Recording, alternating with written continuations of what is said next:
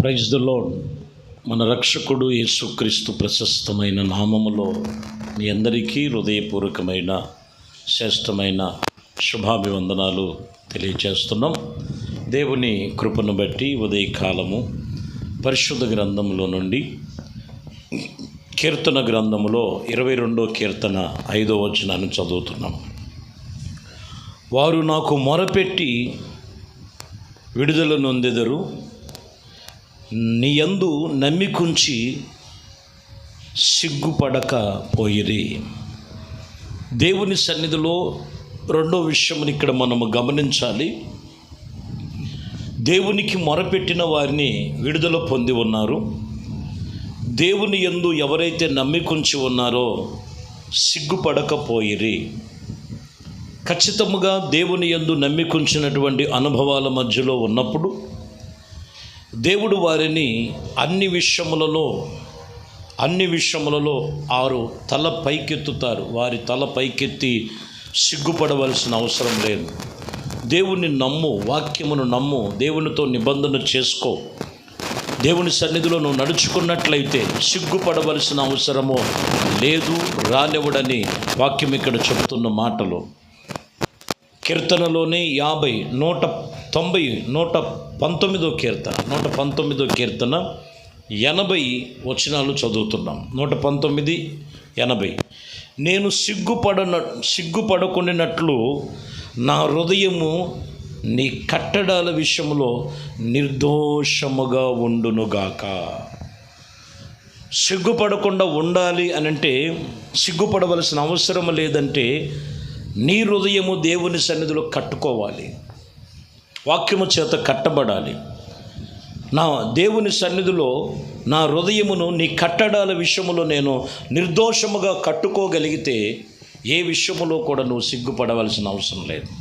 హృదయములో ఏవేవో ఆలోచనలు, ఏవేవో తలంపులు పెట్టుకొని నానా విధమైనటువంటి పరిస్థితుల మధ్యలో ఉండి, ప్రియమైన దేవుని బిడ్డలారా, ఎన్నో ప్రభువును నమ్ముకున్నాం, ప్రభు గురించి కొన్ని వ్యర్థమైనవి కూడా పలికేవారు లేకపోలేదండి. ముందు హృదయమును దేవుని వాక్యము చేత నిర్దోషముగా నువ్వు కట్టుకోగలిగితే ఏ విషయంలో కూడా నువ్వు సిగ్గుపడవలసిన అవసరము లేదని దేవుడి వాక్యం చెప్తున్న మాట. ఎందుకంటే హృదయము మారక, తలంపులు మారక ఎన్ని వాక్యాలు విన్నా విని విడిచిపెట్టడం కాదండి. విడిచిపెట్టడం వలన ప్రయోజనం లేదు. విన్న వాక్యమును బట్టి తమ నడతను, తన యొక్క ప్రవర్తనను నడుచుకొని ప్రవర్తించినట్లయితే వారు ఎన్నడూ సిగ్గుపడవలసిన అవసరమో లేదని బైబిల్ చెప్తున్న సంగతి. ఇంకను మనము రాయబడిన మాటల్లో 32వ వచనంలో 119:32 మనం చదువుతున్నాం. నా హృదయమును నీవు విశాలపరిచినప్పుడు నేను నీ ఆజ్ఞల మార్గములో పరిగెత్తెదను. చూసారా, దేవుని ఎదుట మన హృదయాన్ని విశాలపరుచుకోవాలి. ఇరుకుగా ఉంది, శోధనలుగా ఉన్నాయి, సమస్యలుగా ఉన్నాయి అని అనుకోవద్దు. భక్తుడు ఇక్కడ రాసినటువంటి మాట, నా హృదయము నీవు విశాలపరిచినప్పుడు నేను నీ ఆజ్ఞల మార్గములో ఎంతో చక్కగా నేను నడుచుకున్నాను, ఎక్కడ నన్ను తలదించుకోనివ్వలేదు.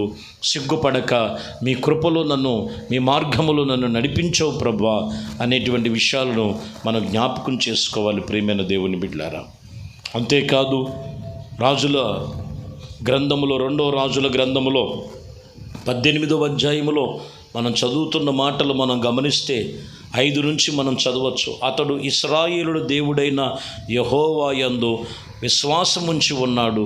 తన తర్వాత వచ్చినటువంటి యోధా రాజులలో, అతని పూర్వీకుల యొక్క రాజులలో అతనితో సమానుడైన వారు ఒక్కరైనను లేరని, అతడు యెహోవాతో హేతువుగాను ఆయన వెంబడించటములో వెనకకు తీయలేదు.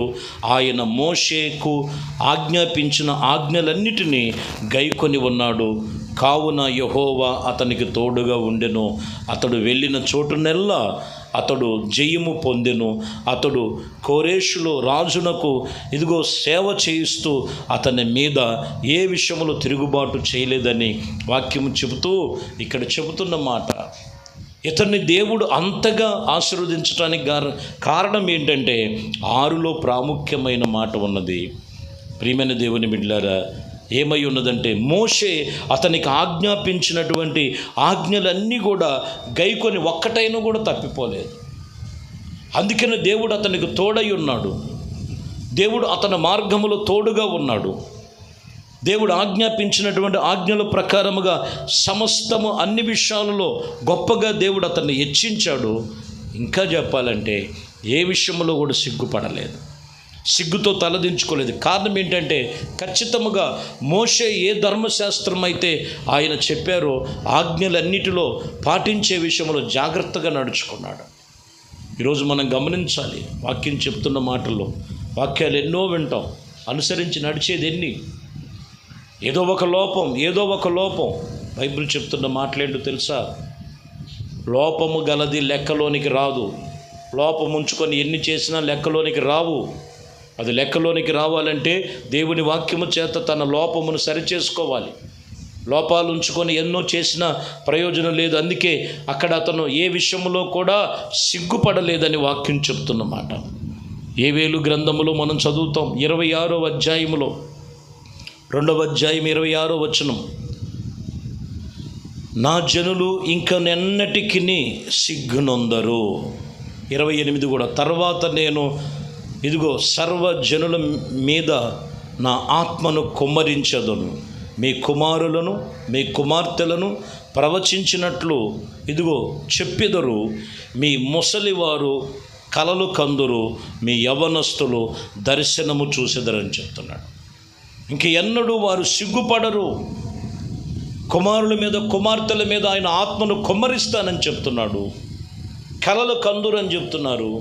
యవనస్తులు దర్శనము కలిగి ఉంటారని ఆయన చెప్తున్నటువంటి మాట. కాబట్టి ప్రియమైన దేవుని బిడ్డలారా, దేవుడి ఆజ్ఞలను మనం అనుసరించి నడుచుకున్నాయి. అనుభవంతో ఉన్నప్పుడు ఎక్కడ సిగ్గుపడరు. సిగ్గుపడటానికి గల కారణం ఏంటంటే శరీర సంబంధమైన బలహీనతలు ఉండటం వల్లనే. శరీర సంబంధమైన బలహీనతలు, శరీర సంబంధమైనటువంటి వాటిని అనుసరిస్తూ, అందుకే పౌలు గారు కూడా అంటాడు, ఆత్మకు శరీరం ఆత్మ ఒకదానికొకటి విరోధముగా ఉన్నది. అది విరోధముగా ఉన్నది. అయితే దాని విషయంలో మీరు జాగ్రత్తగా ఉండండి. శరీర సంబంధమైనటువంటి ఫలాలు కాదు మీలో ఉండాల్సింది, ఆత్మ సంబంధమైన ఫలాలు ఉండాలి. ఆత్మ సంబంధమైన ఫలాలు లేకపోతే ఇదిగో ఎంత భక్తి చేసినా వారిలో ఫలాలు లేకపోతే, ఆ సంబంధమైనటువంటి ఆత్మీయతలో నడుచుకునేటువంటి నిబంధన లేకపోతే సిగ్గుతో తలదించుకోవాల్సిన పరిస్థితి వస్తాయి. ఎందుకంటే గలతీ సంఘములో మనకు తెలుసు 5వ అధ్యాయము 19వ వచనములో మనం చదువుతాం, శరీర కార్యములు స్పష్టమై ఉన్నవి. అవి ఏమనగా జారత్వము, అపవిత్రత, కామకత్వం, విగ్రహారాధన, అభిచారము, దేశములు, కలహములు, మత్సరములు, క్రోధములు, అసూయ, ఇదిగో భేదములు, విమతములు, అసూయ, మత్తతులు, అల్లరితో కూడినటువంటి ఆటపాటలు మొదలైన వీటిని గురించి నేను మునుపటి చెప్పిన ప్రకారము ఇట్టి వాటిని చేయువాడు దేవుని రాజ్యమును స్వతంత్రించుకోలేరని మీతో నిశ్చయముగా చెప్పుచున్నాను. ఇవన్నీ కూడా శరీరంలో ఏది ఒక్కటున్నా కానీ ఈ వ్యక్తి శరీర సంబంధి, ఆత్మ సంబంధముగా అక్కడ అంటాడు. 22లోకి వచ్చేళ్ళకి ఆత్మ ఫలాల గురించి చెప్తాడు. దేవుడి సన్నిధిలో మనము సిగ్గుపడవలసిన అవసరం లేదండి. ఎందుకు ఈరోజు ఆత్మీయతలో కూడా నడుచుకుంటూ ప్రభు సన్నిధిలోకి వచ్చి కూడా కొన్నిసార్లు సిగ్గుతో తలదించుకోవలసిన పరిస్థితులు ఎందుకు వస్తున్నాయి? వారు చేస్తున్న ప్రార్థనలో, వారు చేస్తున్నటువంటి విశ్వాస జీవితంలో, విశ్వాస కుటుంబ జీవితంలో, ప్రభువును నమ్ముకున్న క్రైస్తవ కుటుంబాలలో ఎందుకు కొన్ని పడచూపుతున్నాయి అంటే శరీర కార్యాలు కొన్ని పరిస్థితులు ఉండటం వలనే సిగ్గుతో తలదించుకునే పరిస్థితి. కాబట్టి ప్రియమైన దేవుని బిడ్డలారా, దేవుని ఎదుట నీవు సరిచేసుకోగలిగితే నీవు ఏ విషయంలో సిగ్గుపడవలసిన అవసరమో లేదు. సగౌరవంగా తలెత్తుకొని చెప్పచ్చు, నేను నమ్ముకున్న దేవుడు సజీవుడు, సర్వశక్తిమంతుడు, స్థితిగతులన్నీ మార్చేస్తాడు ఆయన. ఆయనకి చాటైన వారు లేరు. కాబట్టి ప్రియమైన దేవుని బిడ్డలారా, ఆయన ఎదుట ముందు శరీర సంబంధమైన కార్యాలు కాదు, ఆత్మ సంబంధముగా ప్రభువులో మనం ఎదగాలి. అప్పుడే అన్ని విషయాల్లో దేవుడు మీకు కార్యాలు సఫలపరుస్తాడు. ఈ మాటలు ప్రభు మీ జీవితాల్లో నెరవేర్పు కలుగు చేయనుగాక. ప్రార్థన చేద్దాం. పరిశుద్ధుడా, ప్రేమ కలిగిన తండ్రి, మహోన్నతుడా, మీకు స్తోత్రాలు. ఈ ఉదయకాలమే మీ వాక్యము విన్నా మీ బిడ్డలను దర్శించండి. మీ యందు నమ్మికుంచిన వారు, మీ యందు భయభక్తులు కలిగిన వారు ఎన్నడూ సిగ్గుపడరని మీ వాక్యం చెప్పిన మాటలు. ఇదిగో నేను మీ ఆజ్ఞలను గైకొని అనుసరించేవారు ఎన్నడూ సిగ్గుపడరని మీ లేఖనాలు హెచ్చరిక చేస్తాయి. మీ యందు నిలిచిన వారు సిగ్గుపడక దర్శనము చూస్తారు, ప్రవచిస్తారు, ఆత్మ పొందుకునే అనుభవాల్లోనికి నడిపిస్తారని మీ వాక్యం చెప్తున్న మాటల ప్రకారం ప్రభు, ఈ వాక్యం విన్న ప్రతి ఒక్కరిలో శరీర క్రియలు ఏమైనా ఉన్న ఒక్కటైనా యేసు నామములు తొలగిపోవునుగాక. ఆత్మచేత నింపబడి పరిశుద్ధాత్మ యొక్క ఆత్మ ఫలాలతో నడిపించి, విడిపించి, పరిశుద్ధపరిచి సంఘములో, సహవాసములో మీ బిడ్డలను బలపరచమని, ఘనత, మహిమ, ప్రభావాలు మీకే పొందుకోమని యేసు క్రీస్తు నామములో ప్రార్థించి వేడుకొనుచున్నాము తండ్రి. ఆమేన్. ప్రభు మిమ్మల్ని దీవించి ఆశీర్వదించునుగాక. ఆమేన్.